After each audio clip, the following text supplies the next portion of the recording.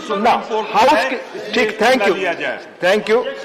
Now bills for consideration and passing the Right to Health Bill 2021.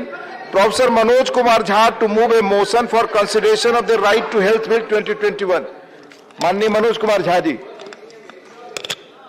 Thank you, Honorable Deputy Chairman, sir.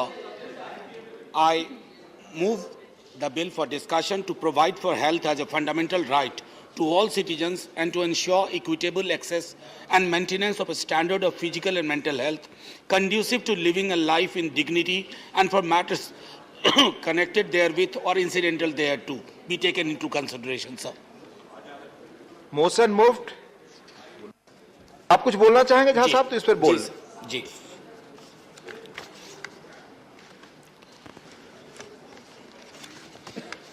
शुक्रिया आदरणीय उपसभापति जी। इस bill के पीछे, बिल मैं लेके आया हूं, लेकिन इस बिल के पीछे सदन के कई सदस्य जो आज नहीं हैं, भाजपा के हों, ट्रेजरी बेंच के या अपोजिशन के, हम सब ने सेंट्रल हॉल में कोविड के महामारी के बाद कई दफ़े इस पे चर्चा की। तो ये निहायत ही मैं व्यक्तिगत बिल नहीं मानता, एक सामूहिक सोच, एक सामूहिक दृष्टिकोण, एक सामूहिक प्रसंग के वश इसका जन्म हुआ। सर, दूसरी लहर के दौरान मुझे स्मरण है, आज से ठीक एक वर्ष पूर्व 21 जुलाई 2021 को इस सदन में कोविड पे चर्चा हुई थी। कोविड की महामारी से क्या क्या खत्म हुआ, तो कहीं ना कहीं जब मैं आज बोलने को खड़ा हुआ हूं तो ये भी लगता है कि क्या भूलूं क्या याद करूं। सर, उसी दौरान जब सदन में भी चर्चा हो रही थी, मैं बिहार गया था और वहां पर भी जो हम लोगों ने कहर देखा, किसी सरकार का कोई दोष न कह करके एक व्यवस्था के चरमरा जाने के हम साक्षी रहे, हम गवाह हैं उस ऐतिहासिक क्षण के जब हमारे हाथ से चीजें फिसल रही थी। तो बिहार विधानमंडल के कुछ सदस्य और हमारे नेता प्रतिपक्ष तेजस्वी जी, हम लोगों ने सोचा कि इस पर कुछ काम किया जाए। उसी दृष्टिकोण से इस बिल का जन्म हुआ जो मैंने पहले कहा, और आज आपके समक्ष इन चीजों को लेकर के आया हूं। सर, स्वास्थ्य को लेकर के हमारा दृष्टिकोण नियतिवादी दृष्टिकोण रहा है। जीवन को लेकर के हमारा दृष्टिकोण इस देश में नियतिवादी रहा है। डेस्टिनी, जान, मृत्यु हो गई, उसको जाना था। मैंने एक वर्ष पूर्व इसी सदन में कहा था कि हमारे जो 2 सदस्य गए इस दुनिया से कोविड की महामारी में, उनका जाना नहीं था। सर, सरकार के खुद के आंकड़ों के मुताबिक 3.25 लाख लोग कोविड के नाम से कोविड में काल कवलित हो गए।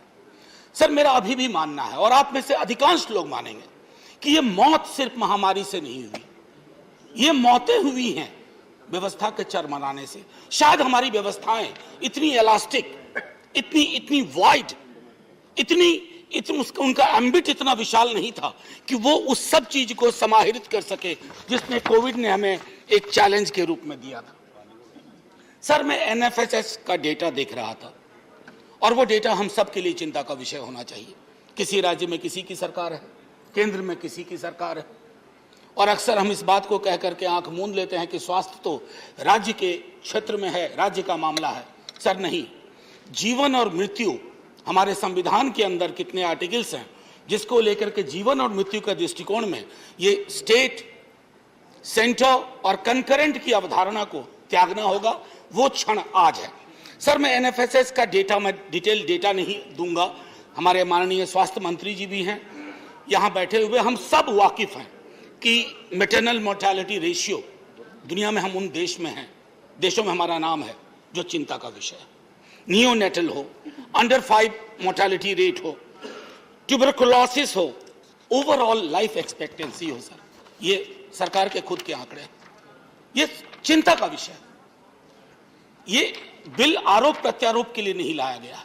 इस बिल के माध्यम से मेरा आग्रह, मैं जानता हूं प्राइवेट मेंबर बिल कैसे खत्म हो जाता है, उसमें सिर्फ सिवाय चर्चा के कुछ हासिल नहीं होता, लेकिन मेरी मंशा होगी, मेरा आग्रह होगा, मेरी अपील है तमाम उन लोगों के बिहाफ पे सर, चाहे आप कहें 3.25 लाख लोग, कई लोग कहते हैं कि नहीं कई लाख ज्यादा थे, मुझे आंकड़े में नहीं जाना है।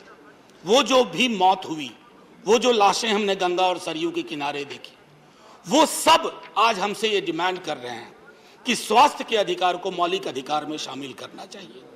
स्वास्थ्य को हम इस नियतिवादी दृष्टिकोण से निकाल करके एक डुएबल प्रोपोजिशन में तब्दील करें, और उसके लिए आवश्यक है कि आंकड़े से डरे नहीं, आंकड़ों को कन्फ्रंट करें, और कन्फ्रंट करने के पश्चात एक ऐसी नीति विकसित करें जिस नीति के तहत आगे कभी कोई महामारी आए सर, तो हम उस महामारी के समक्ष बेबस ना हो जाए, हताश और निराश ना हो जाए। क्योंकि हम सबको याद है सर, कर्फ्यू सा सन्नाटा था पूरे देश में, लेकिन बीच में चीख पुकार आती थी सर, चित्कार होती थी, कभी ऑक्सीजन के लिए, कभी हॉस्पिटल बेड के लिए। उसके पीछे सिर्फ एक कारण था कि हमने कल्पना नहीं की थी, हमारी संकल्पना में, हमारे इमेजिनेशन में, हमारे पॉलिटिकल इमेजिनेशन में स्वास्थ्य को लेकर के जो गांभीर्य होना चाहिए उसका अभाव रहा। मैं सिर्फ बीते 8 वर्ष की बात नहीं कर रहा हूं, कई वर्षों की गणना होगी जो गांभीर्य के अभाव की जब गणना होगी, लेकिन वक्त अब है कि हम उसको दुरुस्त करने की कोशिश करें। सर, कल ही इस हाउस में एक बिल पास हुआ, नहीं चर्चा हो रही है, पास नहीं हुआ अभी, वेपन्स ऑफ मास डिस्ट्रक्शन। मैंने कल भी कहा था कि वो एक इंटरनेशनल कमिटमेंट की वजह से उस बिल को गंभीरतापूर्वक लिया गया और उसको पास करने की कोशिश की गई। लेकिन सर, हमारा कमिटमेंट कई चीजों के लिए। मैं आपका ध्यान आकृष्ट करना चाहता हूं article 12 international covenant on economic, social and cultural rights, उसके सारे सब क्लॉजेस तमाम सिग्नेटरी देशों पर एक तरह से मैंडेटरी करते हैं कि आप अपने यहां की व्यवस्थाएं दुरुस्त करिए और एलिबाई मत ढूंढिए, कारण मत ढूंढिए कि इस वजह से ये दिक्कत है। मैं समझता हूं कि महामारी के दौरान भी हमने देखा कि पॉलिटिकल विल का अभाव रहा।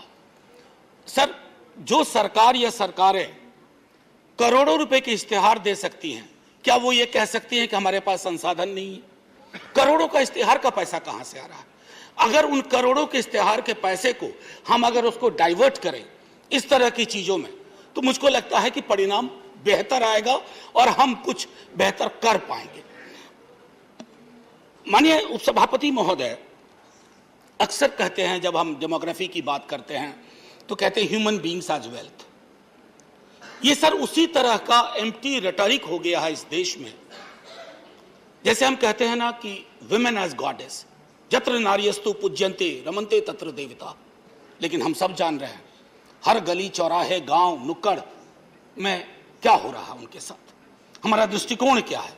तो मैं समझता हूं कि इसको सिर्फ एक empty rhetoric, human beings as capital, human capital, इस दृष्टिकोण से निकाल करके, और पॉलिटिक्स ऑफ पॉपुलेशन के बारे में बीते दिनों में काफी बात हो रही है। संभवतः मैं जब आज यहां बोल रहा हूं तो शायद लोकसभा में एक बिल आया होगा कि जनसंख्या नियंत्रण विधेयक। सर, पॉलिटिक्स ऑफ पॉपुलेशन से निकल करके पॉलिटिक्स ऑफ लाइफ होनी चाहिए। How to ensure that, how to protect, how to make sure that nobody says goodbye to this world because the world did not have enough to make sure that he or she lives the kind of life he or she was expected to. मैंने पिछली बार भी कहा था, सदन को स्मरण कराना चाहता हूं, हमारे एक साथी वहां थे, एक साथी यहां थे, राजीव सातव, उनकी वैकेंट सीट्स पे आई हैं रजनी जी साहब। सर, राजीव सातव मैंने उस दिन भी कहा, और वहां हमारे साथी जो उड़ीसा से, सर ये कोविड से नहीं गए, हमारी व्यवस्थाओं की चूक की वजह से गए। और ये लाखों लोग जो इस देश में काल कवलित हुए, जिनकी मौत हुई, उसके लिए जिम्मेवार हमारी व्यवस्था है। और व्यवस्था कौन बना रहा? हम बना रहे हैं ना व्यवस्थाएं। इस पर गौर करने के लिए, इसलिए माननीय मंत्री महोदय, मैं ये बिल लेके आया। मैं जानता हूं ये बिल यहां नहीं पास होगा, लेकिन आपकी दृष्टि रहेगी, आपकी नजर होगी तो ये सरकार, सर प्राइवेट मेंबर बिल का इतिहास मैंने पूरा पढ़ लिया है सर, हाँ एक्सेप्ट करेंगे। और नहीं झा साहब आप बोल। सर, मैं सिर्फ ये कहना चाहता हूं कि कोई पॉलिटिकल पार्टी हो, इससे बड़ा कमिटमेंट आपका नहीं हो सकता। लोग सरकार क्यों चुनते हैं सर? सरकार लोग चुनते हैं आसमानी बातों के लिए नहीं चुनते हैं। चाहे आप चुने गए या कभी ये चुने गए या कभी आप चुने ना जाएं, ये चुने जाएं, ये जो भी होगा ये तय है कि आसमानी मुद्दों के लिए आपका चयन नहीं होता है। आप सरकारें चुनी जाती हैं जो मौलिक चीजें हैं, क्या मौलिक हो सकता है जीवन से बेहतर और जीवन से उच्चतर, उसकी ओर मैं समझता हूं कि ध्यान आकृष्ट करना बहुत ही आवश्यक है। सर, कई लोगों ने समय समय पर आगाह भी किया है सरकार को, पेंडेमिक के पहले, पेंडेमिक के बाद और पेंडेमिक के दौरान। एक बहुत लोग, पता नहीं, पॉल फार्मर एक डॉक्टर थे सर, वो बॉस्टन से पढ़ने के बाद ज़्यादातर समय उन्होंने हैती में लगाया, और वो एक किताब भी बड़ी अच्छी उनके बारे में है, ट्रेसी किडन ने लिखी है, माउंटेन्स बियॉन्ड माउंटेन्स। हमें उस तरह की व्यवस्थाओं की ज़रूरत है। और मुझे स्मरण है कि पेंडेमिक के दौरान हमारे एक मित्र भी हैं, काफ़ी गंभीरतापूर्वक उन्होंने राइट टू हेल्थ के दृष्टिकोण से, एम्स में प्रोफेसर हैं प्रोफेसर शाह आलम, उन्होंने भी लगातार सरकार से आग्रह किया कि पब्लिक हेल्थ को लेकर के जो हमारा नज़रिया होना चाहिए, क्योंकि कोविड के एक मेमोरियल की ज़रूरत हमारे इस देश को है। जैसे है ना होलोकास्ट मेमोरियल, उसी तरह से कोविड मेमोरियल, जो कि हमें रिमाइंड करेगा कि हमसे कहाँ चूक हुई, हमारी चूक और व्यवस्था की वजह से कैसे जाने गई, क्योंकि एक स्मृति लोप सा हो गया है सर। मैं ये इसलिए कह रहा हूं कि मुझे स्मरण है पिछले वर्ष जब हम इसी सदन में चर्चा कर रहे थे तो सबकी आंखें लगभग भरी हुई थी, लोगों ने अपने निकट के लोग खोए थे सर। 1 साल नहीं बीता, हमें लगता है वो पुराने जमाने की बात थी, हम उससे बहुत आगे निकल करके आ गए। ये जो स्मृति लोप का क्षण है, ये नहीं होना चाहिए। मेरा एक आग्रह होगा कि इससे पहले कि मैं थोड़ा और 2-4 बिंदु आपके समक्ष रखूं। सर, आज आने से पूर्व मैंने सोचा कि थोड़ा इस पर शोध करूं। माननीय मंत्री जी, मुझे आपकी पूरी तवज्जो चाहिए, गंभीरता चाहिए, क्योंकि बहुत ही आप ही करेंगे तो कुछ निकल करके आएगा फाइनली। स्वास्थ्य को मौलिक अधिकार के लीडर ऑफ द हाउस आग्रह कर रहे हैं सदस्य कि आप उनकी बात सुने, प्लीज। बात सुनिए ना सुनिए, सुनते हुए दिखिए बस। एनीवे सर, मैं कॉन्स्टिट्यूएंट असेंबली में देख रहा था 2 सितंबर 1949 को इस विषय पर 2 सितंबर 1949 को इस विषय पर बेहद चर्चा हुई थी, और हमारे एक महत्वपूर्ण सदस्य थे HV कामत, हरिविष्णु कामत, उन्होंने इंटरवेंशन किया था और शुरुआत की थी शरीर माध्यम खलु धर्म साधनम, शरीर माध्यम खलु धर्म साधनम, यानी कि स्वास्थ्य ही वो सीढ़ी है जिससे जीवन की उच्चतम श्रेणी तक आप पहुंच सकते हैं। और उन्होंने इस बात को रखा था कि जो राज्य और केंद्र का मामला होता है, उन्होंने कहा सुनिए, रेत पे अगर इमारत बनाने की कोशिश करेंगे तो मुश्किल होगी। तो रेत से उनका आशय क्या था कि राज्यों के पास संसाधन कम है, केंद्र को चाहिए कि इन मसलों में अगर अधिसंरचना बनाने की आवश्यकता है तो केंद्र को प्रोएक्टिव रोल लेना होगा। ये बात 2 सितंबर 1949 को हरिविष्णु कामत ने कही थी। मैं सिर्फ इतना कह रहा हूं कि दोहरा रहा हूं, और अगर अच्छा लगे तो माननीय मंत्री महोदय इस पर गौर करेंगे। सर, मैंने पहले कहा यह सिर्फ एक लीगल इश्यू नहीं है जो मैं यहां रख रहा हूं, it's a moral issue sir. Moral issue because when an ordinary voter goes down to put the EVM button, he or she simply doesn't look at the candidates or the political parties. He or she looks at the possibility of widest possible imagination from the person he or she is voting. उसका तात्पर्य क्या है sir? उसका तात्पर्य यह है कि मुझे स्वास्थ्य, रोजगार जैसी चीजों को लेकर के मुझे बेगिंग बोल के लेकर के ना खड़ा होना पड़े। सर, हाल के दिनों में बड़ी चर्चा होती है, मैंने इसी सदन में कहा था, कई दफा लगता है कि कई सारी चीजें रिपीट करनी पड़ती हैं। फ्रीबीज, मुफ्तखोरी, मुफ्त का ये राशन, मुफ्त की दवाई। सर, मैंने कहा था प्लीज, ये आदमी को डिमीन कर रहा है, आपके नागरिकों को। आप वेलफेयर स्टेट हैं अब तक, थैंकफुली, और चूंकि वेलफेयर स्टेट हैं तो इसमें ये मुफ्त शब्द का इस्तेमाल बंद होना चाहिए। अब तक है, मुफ्त शब्द के इस्तेमाल से ना आप बेटास एक मिनट, मुफ्त शब्द के इस्तेमाल से आप एक बड़ी आबादी को डिनाइग्रेट करते हैं, अपमान होता है उनका, और उनके नागरिकों के अपमान का अधिकार हम में से किसी को नहीं है। अरे आप देते क्या हैं? अनाज, एक वैक्सीन, ये आपकी रेस्पॉन्सिबिलिटी है। अपनी रेस्पॉन्सिबिलिटी को खैरात में तब्दील मत करिए। उत्तरदायित्व और खैरात में बहुत फर्क है। और मैं देख रहा हूं कि अधिकांश राज्य सरकारें भी इसी मॉडल को अपनाने लगी। उनको लगता है ये सबसे बढ़िया मॉडल है। करोड़ों के इश्तेहार छपवाओ लंबे लंबे, और ये बताओ कि आपको हम मुफ्त में ये दे रहे हैं, मुफ्त में वो दे रहे हैं, मुफ्त में वो दे रहे हैं। नहीं साहब, आप मुफ्त में कुछ नहीं दे रहे। एक एक चीज के लिए उस व्यक्ति ने, नागरिक समूह ने पैसे दिए हैं।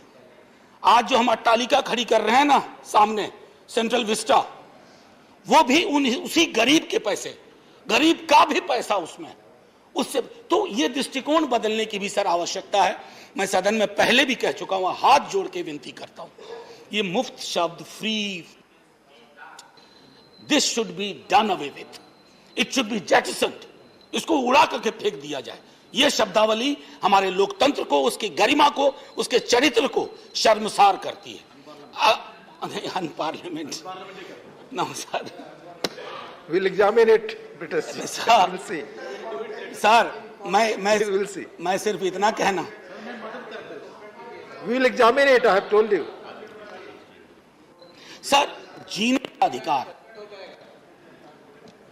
राइट, मैं के दृष्टिकोण से कहूं, ये पहला शुक्रवार है जब से मैं इस सदन में आया हूं, इतनी बड़ी संख्या में सदस्य। मेरा सबसे आग्रह होगा कि ऐसा ही माहौल रखें। जी सर, ऐसा ही माहौल रहना चाहिए सर, क्योंकि बाकी चीजें अपनी जगह। अगर लोकतंत्र को जिंदा रखना है ना, तो इतनी संवेदना सबके अंदर होनी चाहिए, अन्यथा लोकतंत्र के नाम पे इमारत बचेगी या संग्रहालय में चला जाएगा लोकतंत्र। एनीवे सर, मैं दूसरी चीज कह रहा था कि जीने का अधिकार की जब हम बात करते हैं, right to life, and which is a fundamental right, how do we address that right to life issue unless we have the corresponding rights available?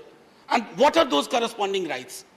Right to health, उसके बगैर कैसे इंश्योर करेंगे? और ये ऐसा नहीं है मैं कह रहा हूं, there are judicial pronouncements, clear cut, unambiguous pronouncements and observations that right to health should be integrated with right to life if you wish to achieve the completeness of the wholesome nature of right to life.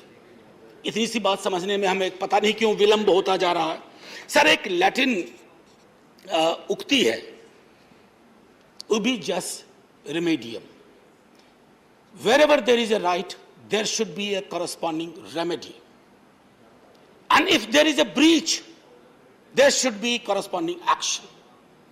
अगर इस नजरिए से हमने अपने स्वास्थ्य की चीजों को देखा होता, आज ही सर हमारे सीनियर रामगोपाल जी यहां बैठे हुए हैं, आज माननीय मंत्री जी से बात कर रहे थे एक केस के बारे में। दिल्ली के एक अस्पताल ने आयुष्मान भारत वगैरह वो कार्ड नहीं लिया, 50 लाख का बिल बनाया। Sir, correct me if I am wrong sir, Ramgopal ji sir, 50 lakh. I know my friends, they recovered from COVID, died of the shock of the long, huge bills. Sir, मैं बाजार विरोधी नहीं हूं, अन्यथा ना लिया जाए, मैं जानता हूं, लेकिन बाजार लाभ हानि पे चलता है, प्रॉफिट एंड लॉस, और जिंदगी लाभ हानि के दृष्टिकोण से नहीं चलती है सर। जिंदगी को लाभ हानि के दृष्टिकोण से अगर हम देखेंगे ना, तो तराजू में जिंदगी भारी होगी सर। तो अगर वो भारी है तो मैं समझता हूं कि बाजार के समक्ष हमने जो आत्मसमर्पण करा दिया है अपनी पूरी स्वास्थ्य व्यवस्था को, उस पर एक लगाम जरूरी है। मैं सिर्फ ये चाहता हूं कि बाजार को आप इतनी आजादी ना दें कि आम नागरिक गुलाम हो जाए, आम नागरिक के पास कोई विकल्प ना बचे। सर, अगर सरकारें चाहें तो हमारे पास व्यवस्था है, जैसे मैंने एक जिक्र किया था, कई एक्सक्यूज मी सॉरी, हमारे पास काफी बंधुआ मुक्ति मोर्चा वाला जजमेंट 84 का था सर। उसके बाद अगर आप देखें तो आर्टिकल 39, आर्टिकल 47 और इन सब को छोड़िए, उसके अलावा पंचायती राज 11 शेड्यूल में भी देखते हैं तो 243G में इसकी पर्याप्त व्यवस्था है। तो सरकारों को अगर ये पॉलिटिकल विल होगा, पॉलिटिकल इमेजिनेशन होगा, तो कोई चिंता का विषय नहीं है, आप आसानी से इसे हासिल कर सकते हैं। सर, जब मैं राइट टू हेल्थ की बात करता हूं तो ये क्या इनकॉर्पोरेट करता है? सबसे पहले अवेलेबिलिटी, अफोर्डेबिलिटी, ये दोनों बेहद आवश्यक चीज है। Availability, affordability, accessibility. आप अपनी हेल्थ के पूरे स्ट्रक्चर को देख लीजिए, अवेलेबिलिटी में दिक्कत है, एक्सेसिबिलिटी में दिक्कत है, अफोर्डेबिलिटी की मैं बात ही नहीं करूंगा, क्योंकि वो सब हम सब उसके भुक्तभोगी हैं। आप और हम सांसद हैं। भगवान न करे अगर आप बीमार पड़ गए अभी और हमें जाना पड़े तो। एक मिनट झा जी। माननीय सदस्यगण, जैसा आपको पता है, माननीय चेयरमैन साहब ने सूचित किया है पूरे सदन को कि वाइस चेयरमैन का नया पैनल बन चुका है। सुश्री इंदु बाला गोस्वामी जी नए पैनल में हैं। आज पहली बार आसन पर वह बैठ रही हैं। हाउस की तरफ से संचालन की और मेरी ओर से उनको बहुत शुभकामनाएं।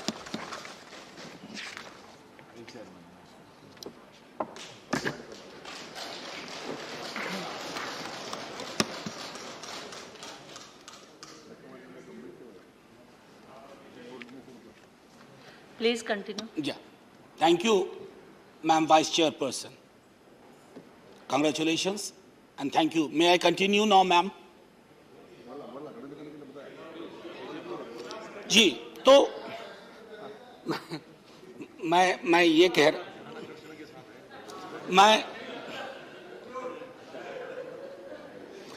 Continue.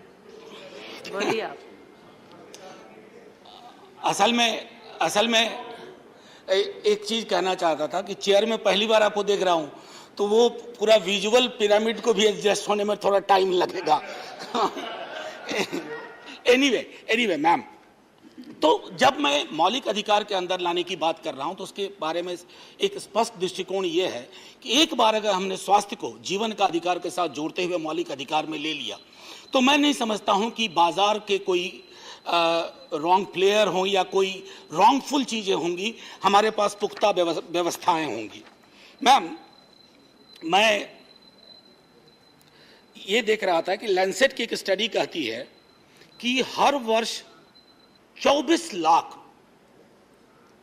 मौतें होती हैं हमारे मुल्क में उन चीजों से मैं बाकी मौतों का जिक्र नहीं कर रहा हूं जो ट्रीटेबल डिजीज है। ये तो हमारी चूक है ना, ये तो हमारा फेलियर है, ये हमारे सिस्टम का फेलियर है। हालांकि मैं सिस्टम शब्द को भी नहीं उचित मानता, क्योंकि सिस्टम है क्या? सिस्टम हम आप हैं, उसका फेलियर है। ये लैंसेट की स्टडी कहती है। मैं क्यों ये कह रहा हूं? मेडिकल कारणों से पलायन भी होता है सर। जो मैं एक्सेसिबिलिटी, अफोर्डेबिलिटी, मैं उस राज्य से आता हूं जहां कहने को एम्स है, नए बने हैं, लेकिन आप अभी चले जाइए दिल्ली के AIIMS,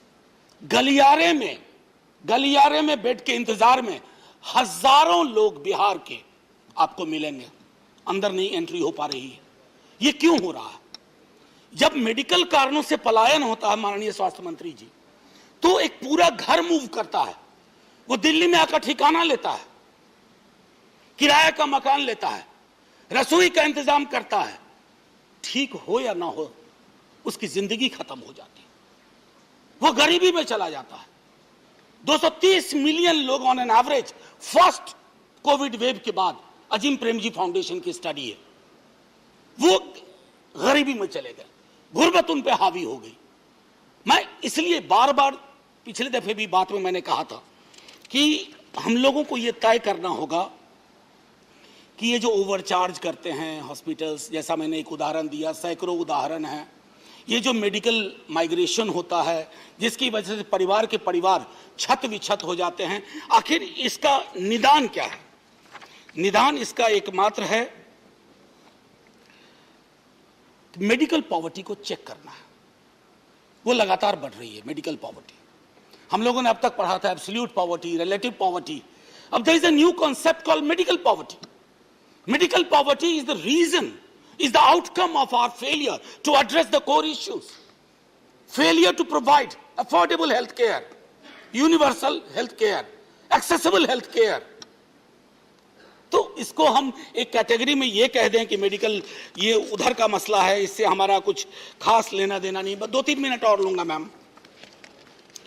More than anything else, Ma'am Chairperson, through you to my fellow members as well as Honorable Minister, So, in the 75th year of India's independence, celebrating independence, worshipping and celebrating the heroes, having tricolor at every home is important. These symbols are very important. But democracy and our collective will should move beyond hollow symbolism. We must address the core issues.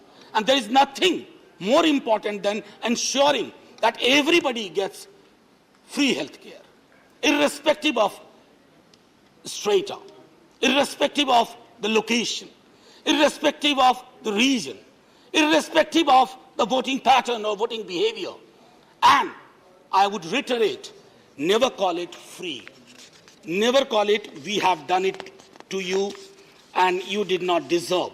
Now, ma'am, just a couple of things before I conclude. This House must also urge the government, I mean the House, not individual parties or members, that the GDP we spend on health should be toned up. It should go high. Because more often than not, we have seen that governments, before coming to power, they make a commitment that we'll spend this much of amount of GDP, this proportion of GDP on health. And every time, education and health are the biggest casualty. अरे साहब, स्वास्थ्य और शिक्षा से बेहतर आपके पास कोई न उपकरण है, न चुनौती है, न प्राथमिकता है. अगर ये हम आप सबके बीच में स्वीकार्य है, तो हमारी जीडीपी का एक बड़ा हिस्सा वहां खर्च होना चाहिए.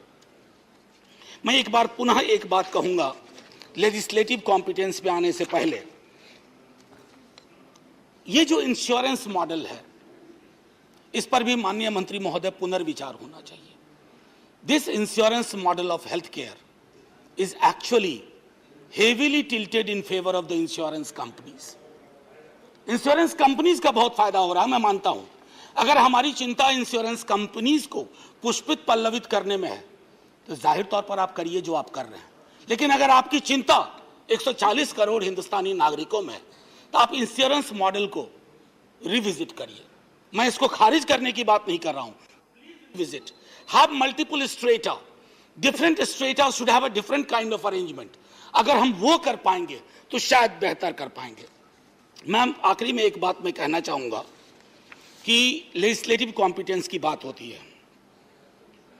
अब आप देखिए, स्टेट सब्जेक्ट है, मैंने जीडीपी की बात पहले ही की, स्टेट सब्जेक्ट है, लेकिन हेल्थ को लेकर सेंट्रल गवर्नमेंट की स्कीम्स देखिए, राज्यों की देखिए. क्या यह बेहतर नहीं होगा कि एक बेहतर समन्वय हो, और उस बेहतर समन्वय के आधार पर एक इनेबलिंग लेजिस्लेशन सेंटर से जाए, ताकि जो मौलिक अधिकार की हम बात कर रहे हैं उसमें हम हासिल कर पाएं. 2 साल के कोविड ने हमें बहुत सारी चीजें दी है, और सबसे बड़ी चीज यह एक दी है कि हेल्थ हमारे पॉलिटिकल विल में आने की कोशिश कर रहा है, पॉलिटिकल इमेजिनेशन में आने की कोशिश कर रहा है. यहां बांध न बनाया जाए, दरवाजे न बंद किए जाएं. मैं सिर्फ इतना कहूंगा, आखिर में जब तमाम चर्चा होगी तो मैं कुछ अपनी बातें बाद में रखूंगा मैम चेयरपर्सन, लेकिन महत्वपूर्ण यह है कि हेल्थ को कंप्लीट पैराडाइम में देखना होगा, प्रतिमान उसका देखना होगा. मेंटल हेल्थ का मामला है. एक किताब है the myth of mental illness. हमारे अपनी वोकैबुलरी में इन दिनों भी कितनी सारे शब्द हैं जो हम चाहे अनचाहे उपयोग में लाते हैं, और वो सारे शब्द डिमीनिंग हैं. अगर हमारे देश का कोई नागरिक मानसिक रूप से स्वस्थ नहीं है, शारीरिक रूप से स्वस्थ नहीं है, तो कहीं ना कहीं हम सबको एक चुनौती देता है कि हम चूंकि अस्वस्थ हैं, हम उनके स्वास्थ्य को लेकर के चिंतित नहीं हैं. अतः ये छवियां हम देख पा रहे हैं. मैं पुनः आपका बहुत बहुत धन्यवाद देता हूं, सदन के अपने साथियों का. इस पर विशद चर्चा हो. ये चर्चा मैंने आरंभ में ही कहा था कि ये दलों के दायरे से परे है. जब मौत इस तरह की महामारी में आती है ना, तो वोटिंग पैटर्न देख के मौत नहीं आती है कि ये बीजेपी को वोट किया ये बचा रहेगा, ये कांग्रेस को वोट किया ये बचा रहेगा, ये जदयू को वोट किया बचा रहेगा, ये सीपीआई को वोट किया नहीं बचेगा. ऐसे नहीं. चूंकि ये दलों के दायरे से ऊपर है, हम सबको एक संकल्प लेकर के और सरकार से आग्रह करना होगा। मनसुख भाई हमारे हेल्थ मिनिस्टर साहब बैठे हुए हैं, बड़ी खुशी होगी कि अगर इसी सत्र में एक राइट टू हेल्थ के मसौदे पे विचार हो, ताकि एक संदेश जाए। वो जो लाखों लोग दुनिया से गए हैं ना, उनको श्रद्धांजलि अभी ढंग से नहीं मिली है। पहली बात तो हमने उनकी मौतों को माना ही नहीं कि कोविड से मरे हैं, और अब अगर मान भी लिया कहीं तो श्रद्धांजलि सभा नहीं हुई। ये सदन एक श्रद्धांजलि सभा भी है आज उन मौतों का, और उन मौतों को, मरे हुए व्यक्तियों को एक गारंटी है सदन की ओर से। हम बहुत जल्द वो व्यवस्था बहाल करेंगे कि आपकी श्रेणी में इस तरह की मौतें फिर ना हो। जय हिंद मैम, जय हिंद sir. Motion moved. Shri Rakesh Sinha जी।